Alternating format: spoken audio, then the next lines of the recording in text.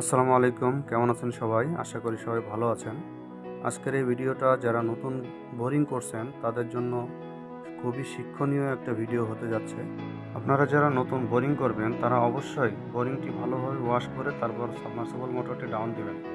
এখানে যে মোটরটি দেখতে পাচ্ছেন এই মোটরটি এখন বোরিংয়ে সেটআপ দেওয়া হবে। বোরিংটি নতুন বোরিং। আমরা অনেক বলার পরেও বোরিংটি ওয়াশ না করে মোটরটি ডাউন দিচ্ছে দেখুন। বোরিং ওয়াশ না করে যদি বোরিংয়ে সাবমার্সিবল ডাউন দেওয়া হয় তাহলে বোরিংয়ে যে বালি থাকে এই বালি আটকে সাবমার্সিবলের যে ইম্পিলারগুলো অনেক ক্ষতিগ্রস্ত হয়। এই জন্য আপনারা এই বিষয়টাকে অনেক গুরুত্ব সহকারে দেখবেন। দেখুন মোটরটি চালু দেওয়া হলো, কিছুক্ষণের মধ্যে পানি আপ ডাউন হচ্ছে এবং মোটর চালু দেওয়ার সাথে সাথে দেখলেন কী পরিমাণ বালি, কী পরিমাণ ময়লা পানি বেরোচ্ছে। এই বালি আটকানোর কারণে দেখুন মোটরটা কিন্তু এখন বন্ধ হয়ে গেল।